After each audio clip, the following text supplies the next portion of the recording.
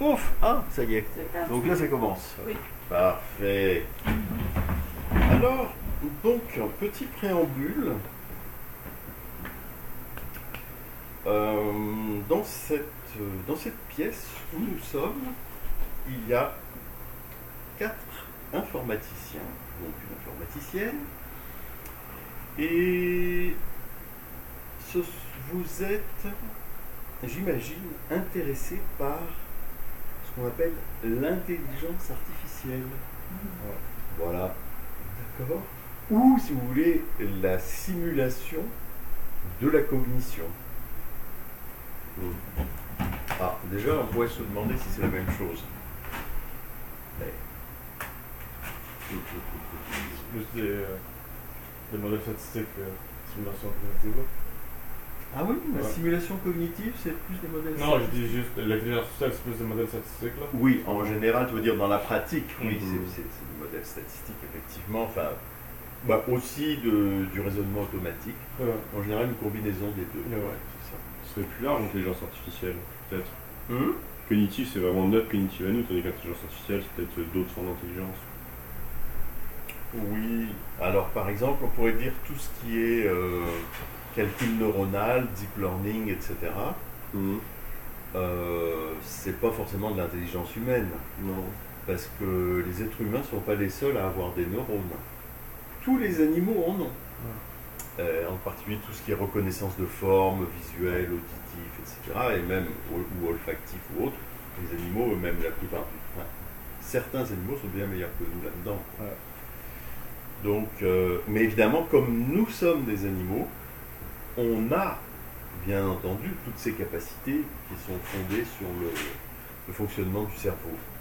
Bon. Mais ce que nous avons en propre et que les animaux n'ont pas, qu'est-ce que c'est? C'est conceptualisé. Voilà. Et on conceptualise grâce au... Catégorisation réfléchie. Ouais, c'est bien. Et comment on fait pour avoir cette catégorisation réflexive? C'est quoi l'instrument que nous avons et que les autres animaux n'ont pas? Le langage. Le langage! Yeah! Voilà, le langage. Et plus généralement, les systèmes symboliques.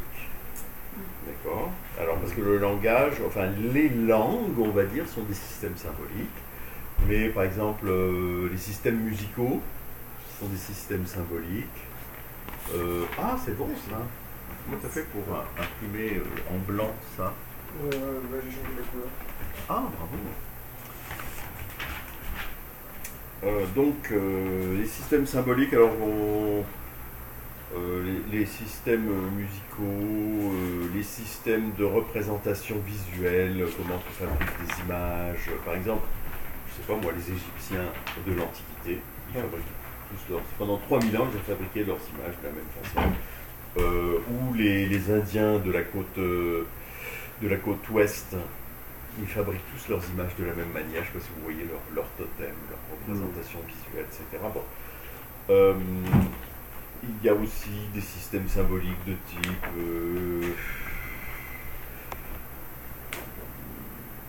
disons, psychologico-oraculaire, comme l'astrologie. D'accord, on peut en imaginer plein. Il y en a beaucoup, en fait. Voilà. L'alchimie. L'alchimie, exactement. Bon. Donc, les systèmes symboliques en général. Donc, c'est pour ça que je parle ici. Et donc là, je termine un petit peu mon introduction. Je parle de système de cognition symbolique pour la distinguer des formes de cognition qui ne font pas usage de systèmes symboliques. Donc, maintenant, nous allons regarder un petit peu la structure de ce paradigme. Vous voyez qu'on a partout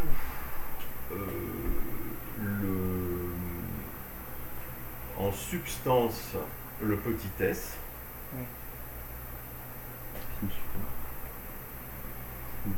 C'est-à-dire, donc vous voyez déjà, bon, c'est un paradigme de couche 3. Non, de couche 2. Ouais, c'est ça. C'est un paradigme de couche 2. Donc chacun des trois sèmes est de couche 1 et se termine par un point. D'accord. Donc le premier, la substance, c'est petit s et c'est constant. Ok. Donc ça veut dire que la substance, c'est la pensée. Ok. D'accord. Parce que petit s, c'est signe, c'est la pensée. Ok. Et dans MM, petit s, c'est la case en haut à gauche. Ok. Et alors ensuite,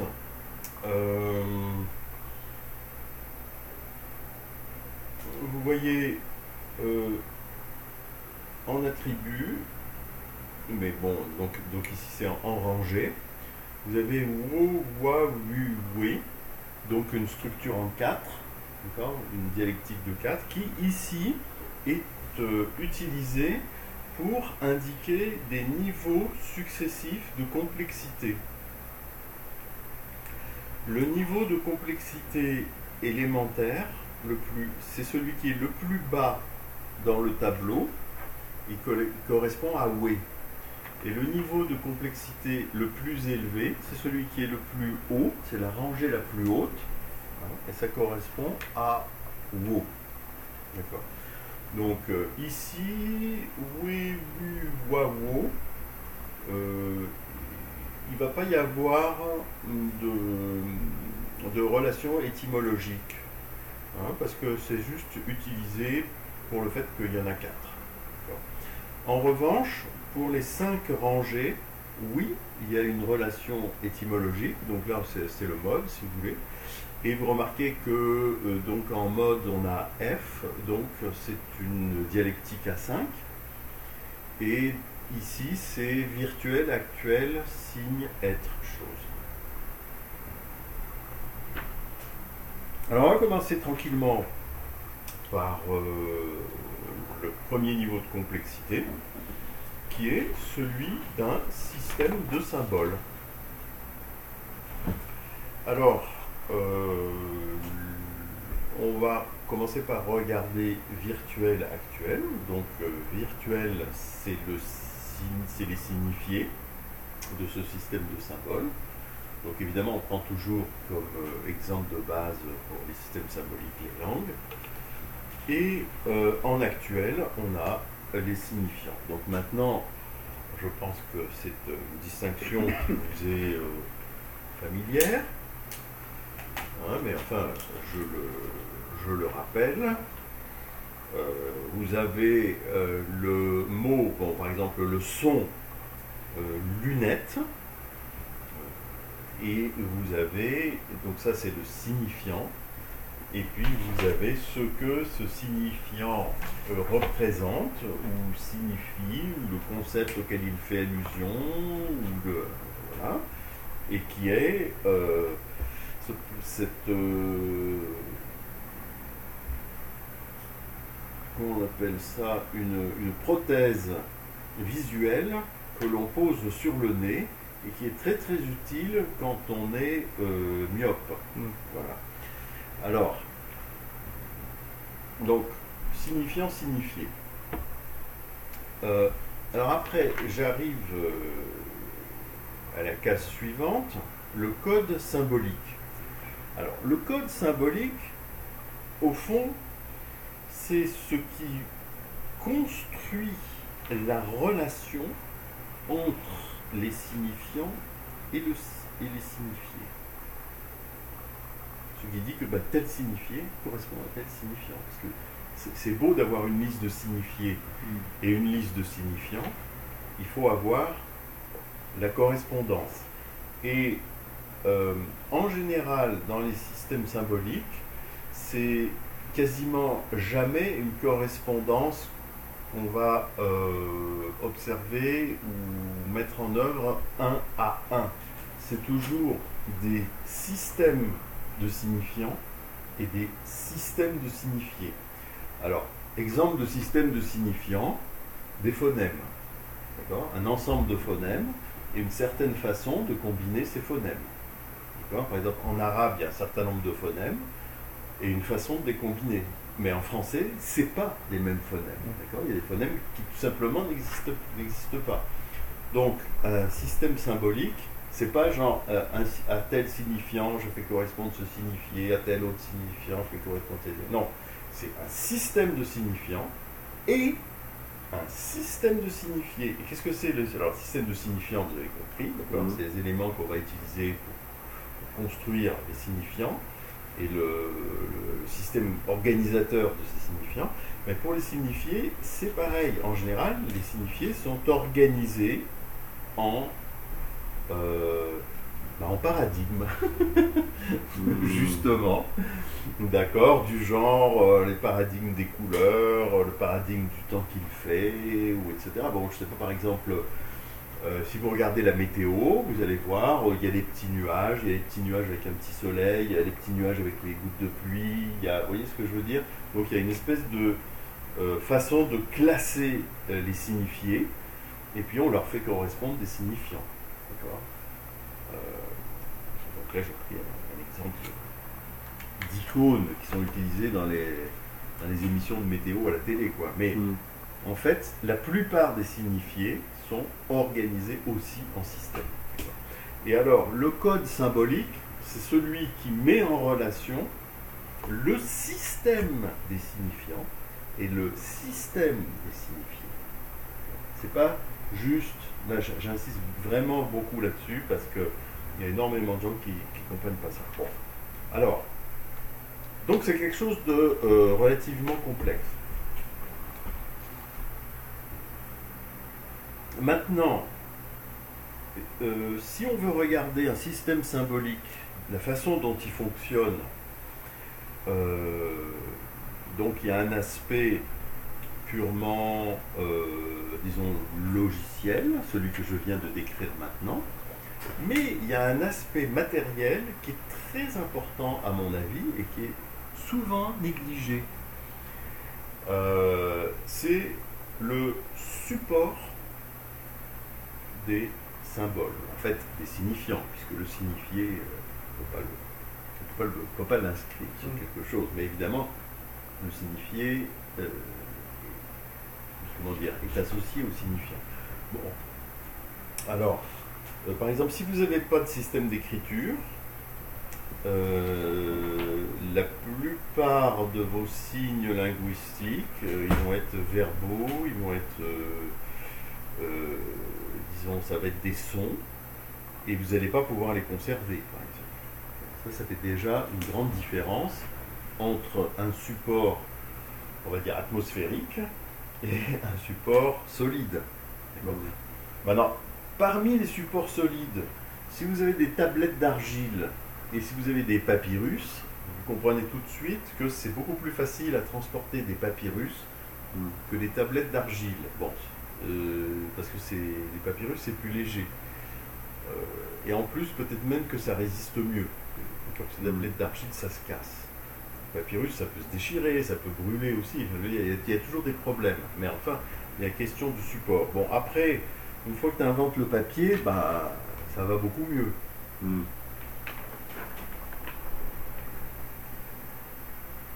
Donc, il faut considérer le support dans le système de symboles. Et finalement, il faut considérer, mais j'en ai déjà un petit peu parlé, mais les deux sont liés, de tout ce qui permet de manipuler les signes en question. Du genre les recopier automatiquement comme avec l'imprimerie, ou non. Et aujourd'hui, avec l'informatique, la possibilité non seulement de les copier, mais de les transformer automatiquement. Donc, on a, si vous voulez, un support matériel, on a un système de mobilisation, on a un code qui fait correspondre le signifiant et le signifié, et puis on a effectivement un ensemble de signifiés et un ensemble de signifiants, et ça c'est un système symbolique. Vous remarquerez que tout ça, ça existe pour tous les systèmes symboliques. Il y en a qui pourraient demander des petits vicieux. J'entends déjà la question d'Adrien. Mais quel est le signifié d'un système musical, par exemple? C'est du son. C'est du son. Bah oui. Non, je dirais que c'est plus des rapports entre des sons. C'est-à-dire que le signifiant, des signifiants, c'est des sons, parce qu'on peut faire autrement, et que les signifiés, c'est des rapports entre des sons. Parce qu'on voit tous des systèmes d'harmonie, des trucs comme ça. Mais c'est-à-dire, ça désigne des concepts, mais effectivement, même la musique, mais c'est des concepts de relation entre des sons. Alors, maintenant qu'on a un système de symboles, eh ben, on peut passer au niveau supérieur. Et c'est là que ce tableau est intéressant parce que c'est toute la première rangée du bas qui est résumée dans sous, donc symbole. Vous voyez ? Donc prendre les symboles, un des symboles d'un système de symboles, d'accord, qui suppose tout ça, signifié, signifiant, code, mobilisation, support et tout. Et on va s'en servir pour élaborer des concepts. Alors là, maintenant, j'ai déjà parlé des concepts, mais on va rentrer dans la notion de concept d'une façon beaucoup plus profonde que ce qu'on a fait dans les séminaires précédents. Donc ici, vous voyez, si vous regardez la dialectique signe, être, chose, vous avez symbole, interprétant, référence. Alors, les symboles, bien sûr, c'est des signifiants qui renvoient à des signifiés selon un code, etc. etc. D'accord. Vous avez bien entendu des gens, des esprits, des personnes capables d'interpréter ces symboles. Mais là, dans symbole, je mets à la fois le signifiant et le signifié. D'accord. Et grâce à cette interprétation, les gens vont dire, ce symbole fait référence à ça. Et ça, c'est la référence. Alors, la capacité de faire référence, de désigner un objet dans son esprit, c'est quelque chose qui est absolument essentiel à l'esprit. Il y a des philosophes qui ont appelé ça l'intentionnalité. Et vous avez peut-être entendu des phrases en philosophie du genre « toute conscience est conscience de quelque chose ». Dès que vous êtes conscient, vous ne pouvez pas ne penser à rien. Vous êtes forcément conscient de quelque chose. Il y a toujours un objet de la conscience. Ou si vous...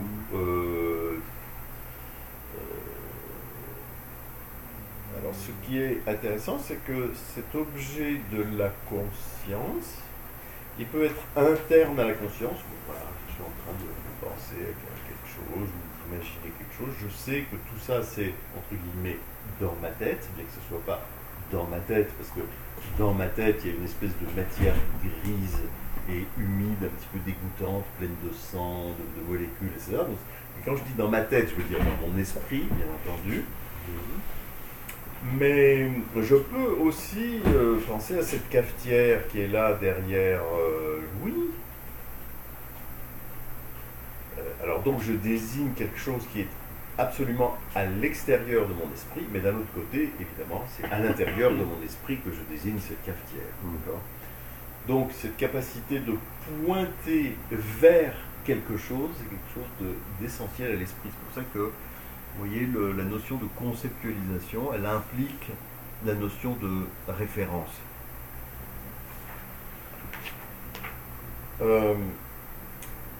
Et alors une fois que je dis, voilà, ceci signifie cela, d'accord, pas au sens du signifiant qui signifie le signifié, mais au sens du symbole qui renvoie à un objet auquel je fais référence. Ça peut être un objet concret, ça peut être un objet qui n'existe pas, je peux faire référence, bien entendu, mais c'est l'exemple hyper classique et très populaire sur Internet, la licorne.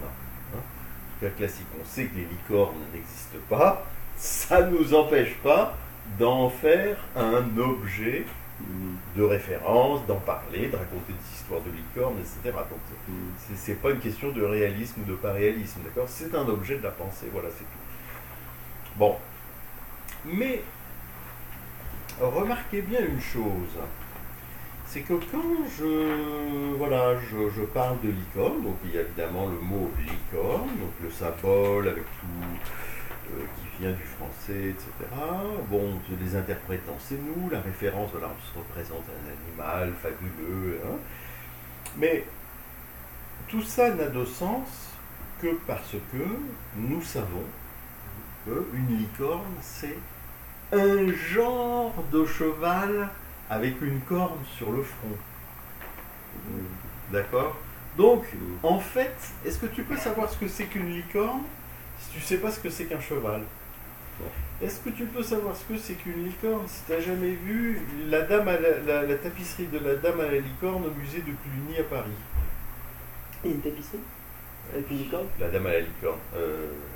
Google, la dame à la licorne, image. Bon. Internet? Oui, bah, Internet, c'est un serviteur. Donc. Maintenant, si vous êtes malin, vous dites oui, mais la licorne, est-ce que c'est pas finalement, il y en a qui ont vu des rhinocéros en Afrique, et puis quand ils ont raconté ce qu'ils ont vu, les autres, ils ont interprété sous forme de licorne.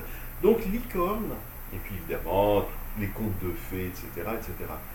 Donc, licorne, sans toutes les connotations de la licorne, est-ce que c'est encore une licorne? D'accord? Vous ne pouvez pas séparer la licorne de tout le reste. Le cheval, la chèvre, la tapisserie, le rhinocéros, etc., etc. Donc, ce concept, il est pris dans un réseau de concepts. C'est un nœud dans un réseau de concepts. Vous ne pouvez pas faire autrement. Si vous comprenez son sens, voilà, exactement. La fameuse tapisserie. Ah oui, c'est vraiment quelque chose. Ah oui, une belle corne. Hein. Les belles cornes, et vous remarquez C'est la aussi style que des cornes. Hein. et vous remarquez aussi que les espèces de chevaux sur lesquels les enfants montent dans les manèges, ça ressemble à ça, etc. Donc vous voyez le modèle originel, médiéval, etc.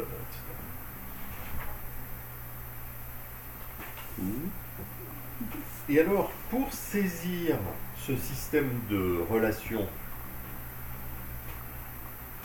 entre les significations, eh bien, vous ne pouvez pas éviter d'en avoir une intuition sensible d'une manière ou d'une autre. C'est pour ça que on a ici A, intuition des relations, U, intellection des relations. Alors, dans intellect, on essaye de donner une intuition des relations en construisant l'image des relations entre les tags sémantiques. Et on en fait plusieurs images. Mais en fait, tout ça, c'est pour amener à une compréhension. Ce que je veux dire par là, c'est que même de manière semi-consciente et de façon fugitive, nous construisons des schémas, des diagrammes, des icônes, des espèces d'images qui flottent, qui sont en relation les unes avec les autres, etc. Et on ne peut pas penser à un concept et ses relations avec les autres concepts sans faire ce travail. D'accord? Il y a toujours une face sensible. Ça peut même être, alors là, évidemment, ça dépend des gens, ça dépend des cultures, etc. Ça peut même être quelque chose qui est plus de l'ordre tactile, ou même de l'ordre de l'intuition des mouvements, quelque chose qui est proche, qui est loin, de ce qu'on peut... Mais tout ce que nous imaginons qui est purement abstrait, ça a toujours une sorte d'incarnation sensible. C'est toujours les deux faces, d'accord, virtuel, actuel. Donc voilà.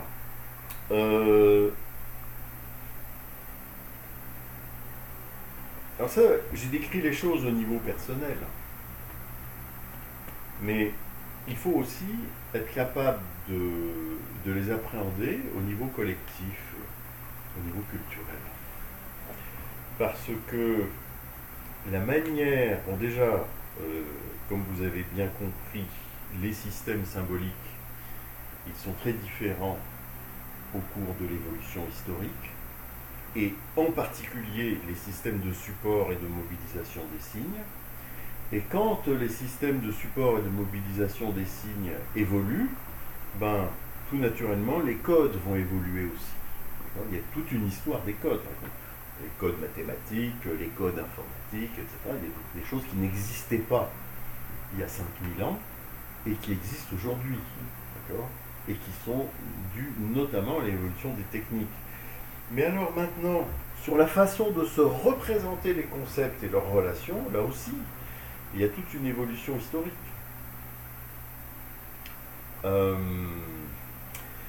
Vous pouvez penser, voilà au Moyen-Âge, par exemple. Alors, si vous regardez une cathédrale du Moyen-Âge, comment les statues, les vitraux, les peintures, etc. représentent les choses, comment tout ça est disposé dans l'espace, comment c'est mis en scène avec une musique, comment c'est accompagné d'un rituel, la façon dont les gens bougent, etc. Bon. Mais toujours au Moyen-Âge, bon là j'ai parlé par exemple de l'Europe de la chrétienté latine, mais si je me déplace, je ne sais pas moi, en Andalousie au XIIe siècle, à ce moment-là je vais avoir des mosquées, il ne va pas y avoir de représentation visuelle, il ne va pas y avoir d'image. Ça va être tout des représentations géométriques, par exemple. Donc c'est tout un univers, une façon de se représenter les choses différentes. Mais en revanche, l'image va revenir par en dessous, par exemple, par le biais de la calligraphie. Vous voyez, enfin, il y a plein de choses comme ça. Donc chaque culture a une espèce d'univers de représentation qui lui permet de conceptualiser, qu'elle met à la disposition des individus qui vivent dans cette culture. La plupart du temps, les gens, ils prennent les systèmes de pensée qui sont à leur disposition. Ils ne les inventent pas ou ils ne les réinventent pas. Et alors bon, si vous êtes dans un univers avec la radio, la télévision, le cinéma, etc., ça va être une façon de se représenter le monde complètement différente de si vous êtes dans un univers où vous avez que des tam-tams et des chants traditionnels. D'accord ? Et puis, évidemment, si vous pensez à la situation dans laquelle nous sommes avec l'Internet, ben là, c'est encore complètement autre chose. Bon, alors maintenant, on passe au niveau suivant et on suppose qu'on a des concepts. Okay ? On les a et on a vu que toute cette complexité qu'il y avait dans la conceptualisation. Et là, on va arriver à un niveau supérieur qui est celui de l'idée. Vous savez la même chose, les concepts et les idées ? Eh bien non, justement.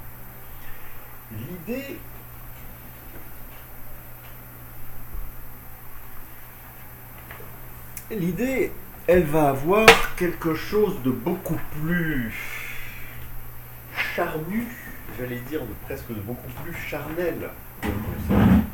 Parce que dans une idée, oui, il y a un concept, mais en plus, et d'une façon absolument inévitable, il y a un affect, une émotion. Tout simplement, et là, parce qu'il faut bien plonger toute cette symbolisation, toute cette cognition symbolique finalement dans l'animal. D'accord ? Et l'animal, il a toujours des émotions. C'est une autre façon de dire qu'il n'y a aucun état du cerveau dans lequel il ne baigne pas dans un liquide hormoné. D'accord ? Vous avez toujours des neurotransmetteurs D'accord? Et ces neurotransmetteurs, ils déterminent un état émotionnel. Vous ne pouvez pas faire autrement. D'accord? Donc, vous êtes indifférent, et c'est un état émotionnel. Vous êtes triste, et c'est un état émotionnel. Vous êtes gai, et c'est un état émotionnel. Vous êtes en colère, etc. etc. Bon. Et nos idées, enfin, au niveau de comment on vit, au niveau de la vie de l'esprit, il y a des concepts, et il y a des affects, et il y a des percepts. C'est-à-dire que vous voyez quelque chose, vous entendez quelque chose, vous sentez quelque chose, vous touchez, etc. etc. D'accord? Donc il y a toute cette dimension sensorimotrice à laquelle on ne peut absolument pas échapper, et cette dimension émotionnelle à laquelle on ne peut pas échapper. Et l'idée qui nous traverse, c'est un concept, je dis un, évidemment, ça dépend du niveau de granularité, etc. C'est quoi un, dans combien de temps, bon. Mais quel que soit le niveau qu'on considère, c'est-à-dire une idée qui se déploie en une fraction de seconde ou une idée qui se déploie en 10 secondes, parce que ça peut prendre du temps, d'accord, mais vous allez toujours pouvoir la décomposer en une dimension affective, une dimension perceptive et une dimension conceptuelle. Et alors, comme non seulement nous sommes des animaux, mais qu'en plus nous sommes des animaux sociaux, et bien ces idées, elles ne peuvent pas être séparées d'une communication sociale, dans une communauté. Alors, déjà, vous remarquerez que vous êtes toujours en train de parler dans votre tête comme si vous vous adressiez à quelqu'un. Voir, par exemple, dans Mr. Robot, le gars est en train de parler et il dit « Mais à qui je parle là, puisqu'il n'y a que moi ?» D'accord? Bon, genre, il est un peu fou, etc. Mais en réalité, tout le monde est comme ça. Il n'y a pas moyen de faire autrement. À qui tu parles? Mais pourquoi tu te dis quelque chose à toi-même, puisque c'est toi-même, donc tu sais ce que tu veux dire, mais pourtant tu ne peux pas faire autrement que te le dire. Et si tu ne te le dis pas, tu ne sais pas ce que tu veux dire. Bon, donc dès le début, la communication et la pensée sont complètement reliées. Et d'ailleurs, bon, les enfants apprennent à penser en communiquant. Il n'y a pas moyen de faire autrement. Et la pensée, c'est un dialogue intérieur. Donc en fait, la pensée, c'est une introjection d'un dialogue social, d'une communication sociale. Et on s'imagine toujours, enfin en tout cas moi, qu'on est en train de persuader quelqu'un, ou on écoute ce que quelqu'un nous dit, puis on lui répond, puis etc. etc. Voilà, il y a une espèce de scénarisation, comme ça, mais scénarisation qui vient bien sûr d'une interaction sociale. Donc, toutes ces idées, elles ne peuvent pas être séparées des communautés d'où elles émergent et où elles retournent.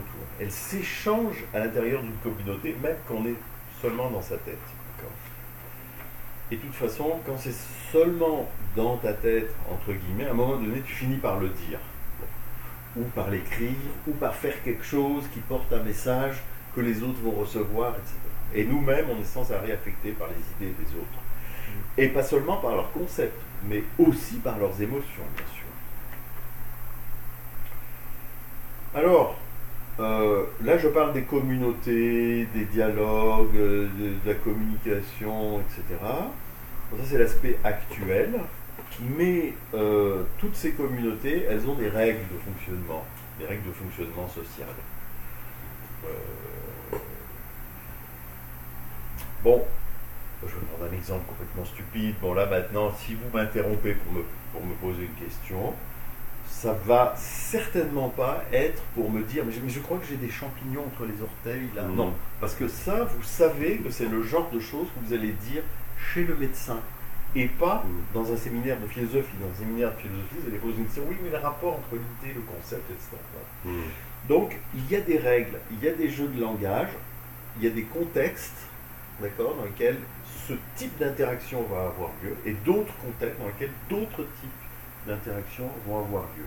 Alors ça, bon, il y a beaucoup de sociologues qui ont étudié ces choses-là, et beaucoup de philosophes aussi. Alors par exemple Peirce, par exemple Wittgenstein, bon, il a inventé la notion de jeu de langage. Il dit qu'il y a une espèce de grammaire qui qui n'est pas la grammaire des langues ou des systèmes symboliques dont on parle, mais qui est Métagrammaire. une espèce de métagrammaire qui correspond un peu au type d'interaction que les gens sont supposés avoir. Voilà. Métagrammaire de la communication et des interactions entre les gens. Disons que voilà, un groupe d'informaticiens chinois et un groupe d'informaticiens français qui sont en train de travailler sur un programme, ils vont utiliser à peu près le même jeu de langage, même s'ils n'utilisent pas la même langue. C'est qui a fait ça? Hein? C'est qui a fait ça, tu disais? La notion de jeu de langage? Ouais. Wittgenstein. Ludwig Wittgenstein, un de mes philosophes préférés. Probablement un aspi, en fait. Oh, certainement. Mais les gens qui racontent comment ils se comportaient. C'est quelqu'un qui étudie la façon dont les gens interagissent entre eux. Oui, c'est ça. Et quand on lui dit, bon, il arrive dans une auberge, il va rester là un mois, c'est toi qui m'as raconté l'histoire, non? On lui dit, qu'est-ce que vous voulez manger? Il dit, oh, n'importe quoi, pourvu que ce soit tous les jours la même chose. Tu vois le genre. Alors, en tout cas, c'est un personnage très très bizarre. Donc voilà. Alors maintenant, on va se donner des idées, d'accord? Concept, affect, percept. On va se donner des communautés, des gens qui interagissent entre eux. Et ces gens, en fait, interagissent entre eux selon certaines règles. Peuvent être aussi évidemment des règles légales, des règles politiques, etc. Vous voyez, il y a plein de choses. Et on va passer au niveau supérieur.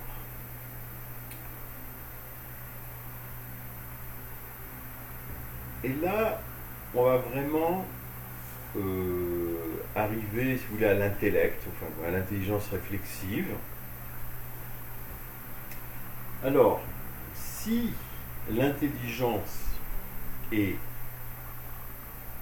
réflexive,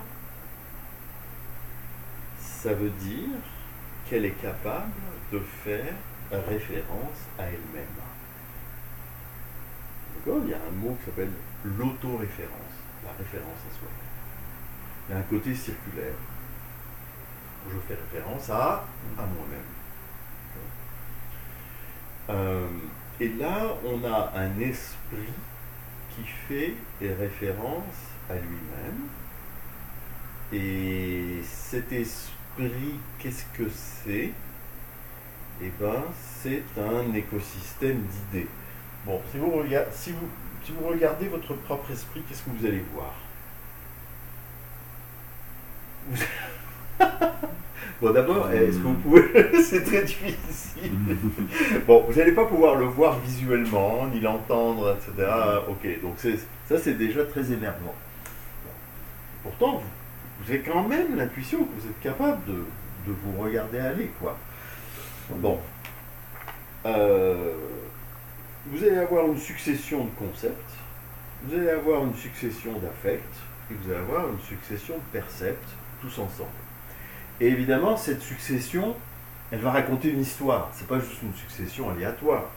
C'est quelque chose qui est capable de faire référence à son propre passé et d'anticiper son avenir. Donc, elle se situe dans une espèce de continuité narrative. D'accord? Sinon, notre conscience serait incohérente. D'accord? Donc, elle est capable de se représenter à soi-même une sorte d'écosystème d'idées, parce que, bon, en fait, oui, on a l'expérience d'une idée après l'autre, d'accord? Mais en même temps, dans cette expérience d'une idée après l'autre, pendant l'idée que je contemple maintenant, il y a une espèce de petit rétroviseur qui me fait voir les idées que j'avais la seconde d'avant, puis la seconde d'avant, puis la seconde d'avant, parce que sinon, en terminant ma phrase, je ne me souviendrai plus comment je l'ai commencé et rien n'aurait de sens. Donc il y a une espèce de rétroviseur, d'accord? Mais en même temps, il y a aussi quelque chose devant qui me dit où je vais aller, parce qu'à ce moment-là, en commençant une phrase, je ne sais pas comment je vais la terminer, puis là, je suis un petit peu dans la merde. Hmm. D'accord? Donc, et pourtant, on vit seconde après seconde. On n'est pas dans le passé et on n'est pas dans le futur. Donc il y a une espèce de chose qui regarde, un qui regarde devant, un qui regarde derrière, et puis ce truc entre les deux, il bouge tout le temps. D'accord? Donc cette image mouvante, c'est comme une espèce d'écosystème d'idées, ou de succession de narration, comme ça, qui se trouve où? Ne me dites pas dans ma tête, parce que si encore une fois, si je vous ouvre le crâne et que je regarde dans votre tête, ça va être bloody, comme disent les Anglais, d'accord? Donc, ça va être, alors évidemment, cet esprit où se trouve, où évolue cet écosystème, une espèce de tourbillon d'idées comme ça, avec un sillage dans le passé, puis une espèce de truc qui avance vers l'avenir. Il se trouve, on va dire, dans votre conscience, et la conscience ou l'esprit, enfin appelez ça comme vous voulez, on est d'accord que ça émerge du fonctionnement du cerveau. Ça n'est pas le cerveau. Alors ça émerge du fonctionnement du cerveau parce que si vous supprimez le cerveau, j'ai comme l'impression qu'il n'y a plus rien. D'accord? Donc vous ne pouvez pas vous en passer. Donc le cerveau, il est là anyway. Bon. Mais c'est pas le cerveau au sens matériel du terme. C'est en quelque sorte ce que le cerveau fabrique, produit. Mais il le produit, voilà, il produit dans l'expérience. Au sens où un chat a une expérience, mais un divan n'a pas d'expérience. Parce qu'un chat a un cerveau, un divan n'a pas de cerveau. D'accord? Et alors, notre expérience, c'est une expérience de cognition symbolique, c'est-à-dire c'est une expérience d'écosystème d'idées.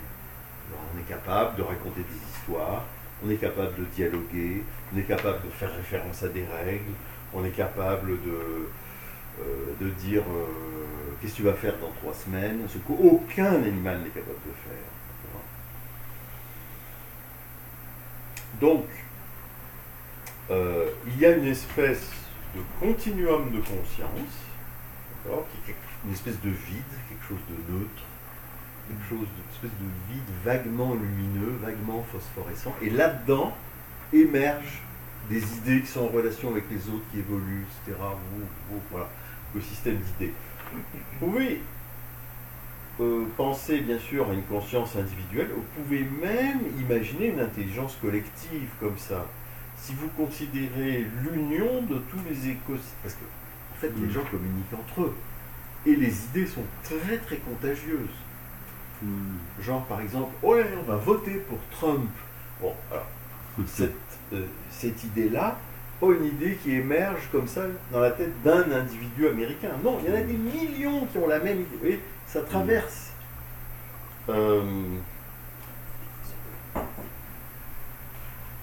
Et alors, il y a quelque chose qu'on est capable de faire au niveau individuel et qui me semble qu'on n'est pas encore capable de faire au niveau collectif. C'est justement cet effort réflexif. Donc, auto-observation, auto-référence, parce que c'est ça la réflexivité. Alors, je le décompose ici, vous voyez, en auto-analyse, auto-synthèse et auto-compréhension. Je vais vous expliquer le sens que je donne, c'est juste des étiquettes. Donc, auto-analyse, ça veut dire qu'on est capable de dire, ok, cette émotion, c'est de la colère, cette émotion, c'est une attraction érotique, cette émotion, c'est etc. Cette perception, c'est une perception visuelle, je vois un carré, je vois un rond, je vois un ordinateur, etc. Donc, on est capable d'analyser notre écosystème d'idées, de prendre chaque chose l'une après l'autre. D'accord ? On est aussi capable de prendre les choses en gros et de s'en faire une image globale, autosynthèse. D'accord ? Donc on fait un zoom out où on est capable de considérer une histoire dans son ensemble. Mm. Et finalement, compréhension, ça, alors là, la compréhension, elle est indispensable d'une comparaison. Alors, par exemple, tu compares cette synthèse que tu considères maintenant à une synthèse que tu as fait avant. Ou bien, et surtout, tu compares cet écosystème d'idées à un autre écosystème d'idées. Par exemple, on est ici, on est capable de comprendre la différence entre soi et l'autre, ou entre un groupe et un autre groupe. On est capable de se placer dans un ensemble. Donc, c'est la réflexion, c'est au moins trois choses, ben c'est relativement simple. Ou bien regarder tous les éléments de l'ensemble, ou bien regarder l'ensemble en gros, enfin, disons dans le premier cas, chaque élément l'un après l'autre, ou bien les propriétés d'un ensemble, ou bien un ensemble parmi d'autres ensembles. Et quand vous êtes capable de faire ces trois choses-là, eh ben, vous avez une super réflexivité. Et en principe, notre esprit est capable de ça, moyennant une certaine, comment dire, un certain savoir-faire, un exercice, une certaine éducation. Parce que vous regardez, il y a pas mal de gens qui réfléchissent pas beaucoup, quand même, voir les choses comme ça. Mais en tout cas, ils ont la capacité de réfléchir, ça c'est sûr. Et alors, comment vous. Qu'est-ce qui différencie quelqu'un qui réfléchit et quelqu'un qui ne réfléchit pas en votre terme? Ah, ben. Bon, disons que c'est qu'il n'a pas l'habitude de s'arrêter pour réfléchir. Bon, déjà, mais réfléchir quoi? Est-ce que c'est juste. Qu'est-ce qui différencie? Est-ce que vous pourriez différencier entre quelqu'un qui. Ouais, genre quelqu'un qui réfléchit comment.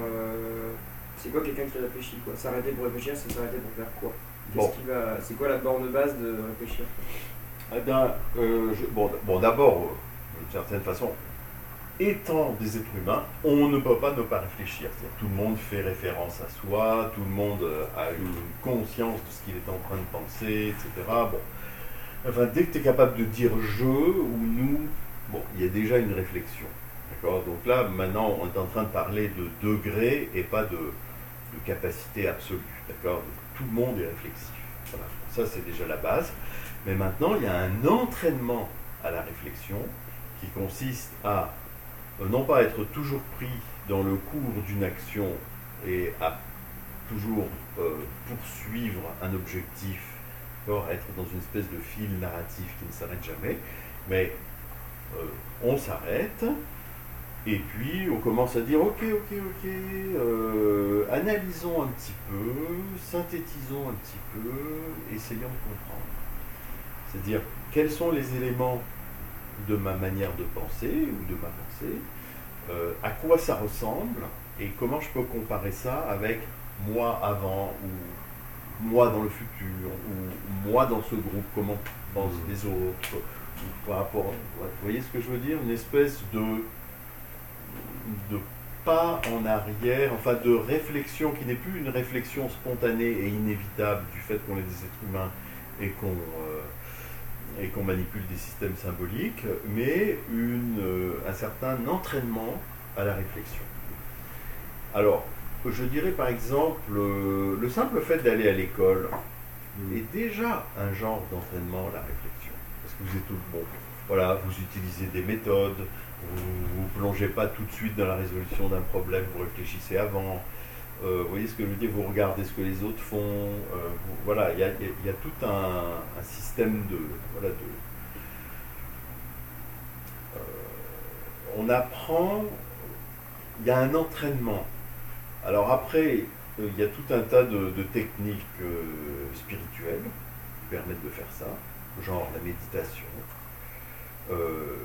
Et puis, il y a aussi des technologies intellectuelles.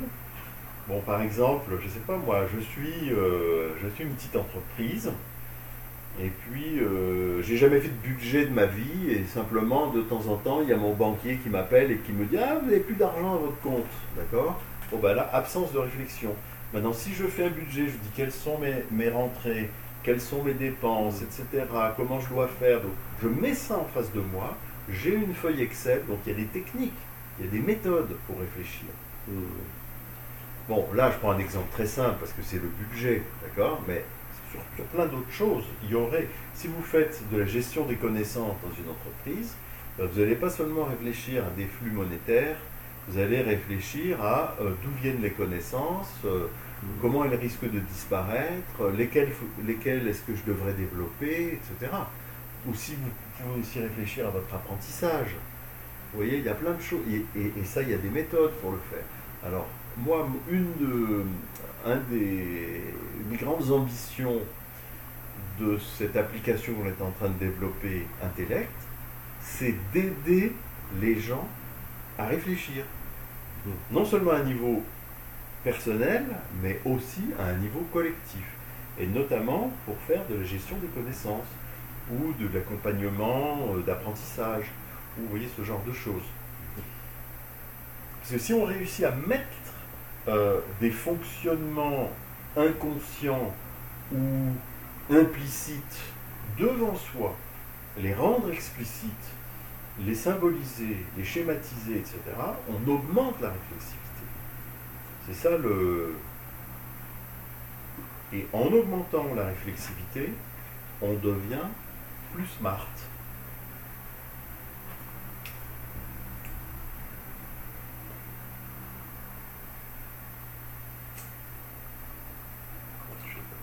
À votre tour de poser des questions.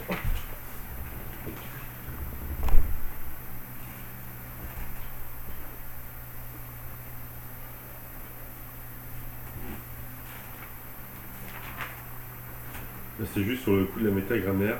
Oui. Elle s'apprend. C'est un peu comme l'autre truc de Chomsky qui était un peu inné. Enfin, j'en sais comment se comporter en société. Ou c'est juste en imitant les gens. D'accord. Oui, non. Alors. C'est peut-être un peu de sujet, mais c'est juste pour savoir. Oui. Bon. Alors, je pense que ce qui est inné, c'est la capacité de jouer à des jeux sociaux. Alors, de même que pour Chomsky, ce qui est inné, c'est la capacité d'apprendre des langues.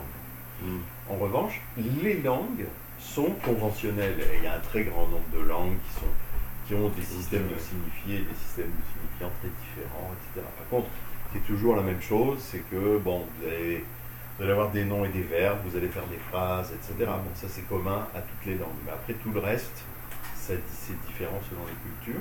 Okay. Donc, le fait de se mettre d'accord sur des règles du jeu, ça, d'être capable de se mettre d'accord sur des règles du jeu, y compris des règles du jeu assez complexes, ça c'est inné pour tous les humains. Par exemple, je sais pas, je pense qu'il y a des jeux de société dans toutes les cultures, des trucs équivalents, je sais pas, aux jeux de ballon, enfin, des jeux, des jeux de groupe, quoi, des jeux sociaux. Le basketball, voilà, c'est ça, le cricket, des jeux pour lesquels oui, deux petits chats ou deux petits chiens sont capables de jouer ensemble comme ça, mais chez les animaux, il n'y a rien qui ressemble au cricket ou au football, tu vois ce que je veux dire.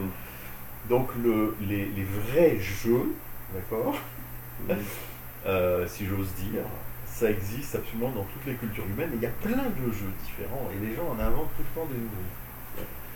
Et là, je parle que des jeux ludiques. Après, tu peux y aller, les jeux politiques, les jeux économiques, les jeux juridiques, etc. Il y en a plein. Ok.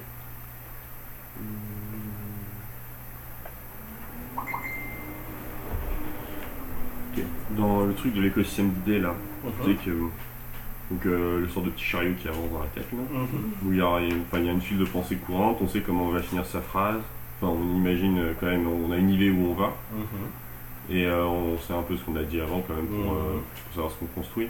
Mais le coup de on sait où est l'idée où on va, comment ça émerge? Enfin, c'est qui décide? Enfin, comment j'ai pas l'impression de décider vraiment en temps réel. Bon, bah maintenant je vais dire ça.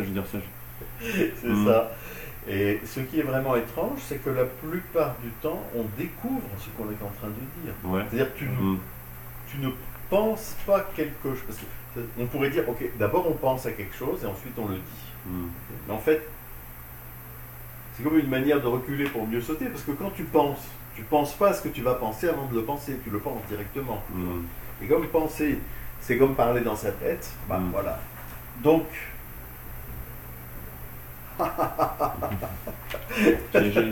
mystère, voilà, ça ce sont les, comment dire, les apories, enfin les incertitudes, les mystères de la cognition, enfin de l'expérience,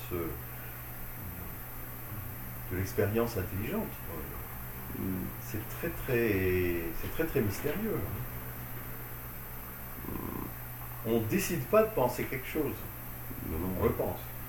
Bon, après, une fois que tu l'as pensé, tu peux dire je ne devrais pas penser ça et revenir. Bon, là, ça commence à être réflexif, mais la réflexion, elle a besoin d'un premier input, tu vois. Il y a toujours une spontanéité au départ, non réfléchie. Alors bon, ouais, c'est ça. Après, il y a de l'entraînement, il y a plein de choses, mais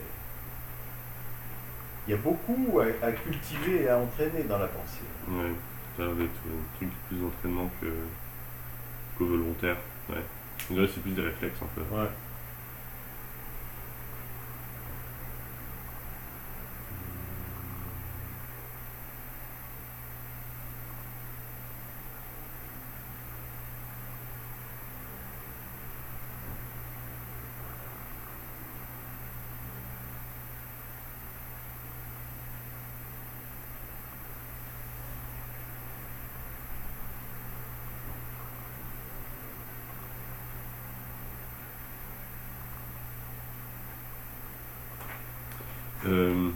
C'était une discussion qu'on avait eue avec Maud, mais lorsqu'on dort, on n'est pas conscient, je veux dire. Ouais, quand on est dans un sommeil profond, non. Ouais, mais quand on rêve, c'est une forme de conscience. Mais enfin, on pourrait dire genre que lorsqu'on a dormi, avant de s'endormir et après s'être réveillé, est-ce que c'est genre une conscience identique, ou est-ce que c'est sorte de même conscience, puisque enfin ça. Parce que la conscience s'endort, après il y a une discontinuité, parce que c'est... Ouais, et tu peux dire, est-ce que c'est la conscience qui s'endort, ou simplement quand tu es dans un sommeil profond, la conscience est toujours là mais il n'y a plus d'idées? Ouais, c'est ça, est-ce que... Il y en a qui disent que la conscience est toujours là mais simplement il n'y a plus d'idées. Parce que tu es vivant quand même, et tu es capable d'être réveillé, tu vois.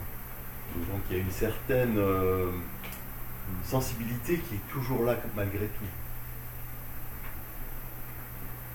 C'est juste t'as éteint les capteurs, quoi, mais l'écran est toujours là. Mais ok.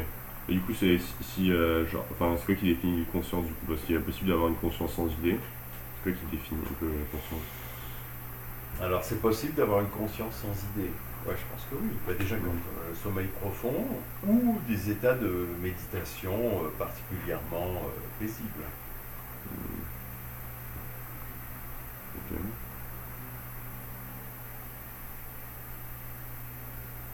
Est-ce que tu peux mettre quelques clarifications sur le tableau? Ouais. Parce que quelques thèmes que je comprends pas, enfin, de base, je sais pas exactement ce qu'ils veulent dire, du coup c'est difficile à interpréter. C'est quoi une virtualité ou une activité cognitive?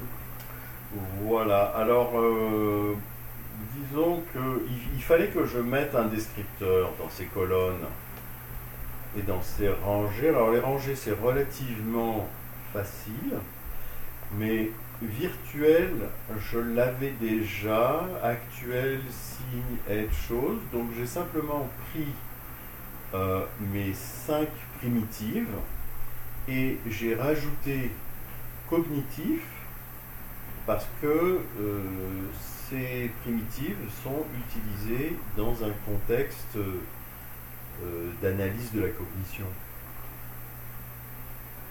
Tout simplement pour pas avoir 2 fois le même descripteur, quoi. Pour distinguer les descripteurs. En plus, là dans ce tableau, vous n'avez pas tout, parce que si en plus on regardait les relations, enfin il y a un tableau où il y a ces deux choses-là, ces deux choses-là, ces deux choses-là, ces trois-là, ces trois-là, ces trois-là. Donc là, il y a des sous-regroupements à l'intérieur qu'on ne voit pas sur ce tableau, quoi. Ok. Mais qu'on verrait si on voyait les fameuses sous-tables, tu vois. D'accord. En fait, il y a des tables de rang 2 et 3, là. C'est là où on voit que la table de rang 1. Ok. Donc ça s'éclaircirait à ce moment-là. Mais si vous regardez dans le dictionnaire, vous allez voir. Et du coup,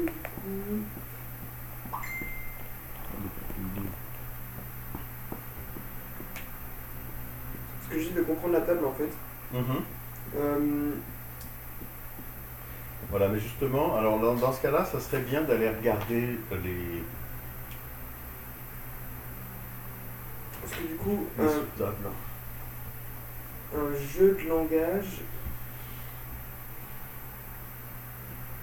Pourquoi le jeu de langage il est virtuel Ah et oui, la bien communauté sûr. elle est actuelle, Ah c'est oui, la bon. communication des idées. Voilà. Alors, c'est relativement simple parce que les communautés, c'est un ensemble de personnes. Donc, c'est actuel, tandis que un jeu de langage, c'est une règle.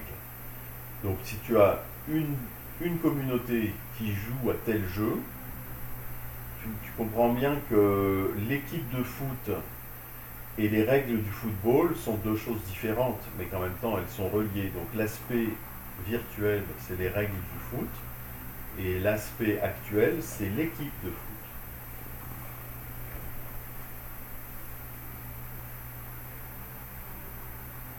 Donc, et des règles à proprement parler, c'est pas quelque chose que tu peux voir, que tu peux toucher, etc. Donc, tu vois, dans ces deux colonnes virtuelles actuelles, ce qui est le plus abstrait, c'est virtuel, et ce qui est le plus concret, c'est actuel. D'accord, ok. Mais d'accord, mais c'est bizarre parce que je pensais quand quelque chose dans une colonne ou dans une rangée, il sous-classait ce qui était défini par l'entête. Ouais. Alors ici, je vois pas en quoi, enfin je vois pas, je cherche à comprendre, hein, c'est pas une critique, c'est juste une question, Ouais, mais bien sûr, en bien quoi sûr. communauté est une sous-classe de la communication des idées, quoi. Ah bah oui, parce que bon, la communication des idées, c'est un processus complexe, d'accord ? Et tu as besoin, pour comprendre ce processus complexe, d'abord de considérer une communauté et ses jeux de langage, et puis ensuite les idées elles-mêmes qui circulent à l'intérieur de cette communauté. Et les idées, elles sont faites de concepts, d'affects et de percepts. D'accord ? Donc tu vois, tu as en quelque sorte, le virtuel actuel, c'est l'environnement, et puis concept, affect, percept, c'est les choses qui évoluent dans cet environnement. Bon, avec une interdépendance des deux, bien sûr. En fait, c'est des systèmes d'interdépendance. Hein. D'accord.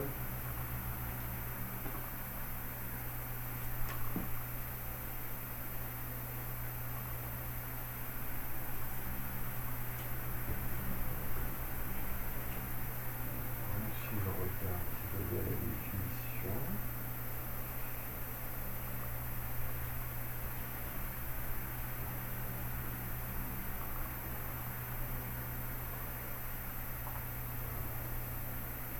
Bon, je pense qu'on a fait le tour. Si vous n'avez pas d'autres questions.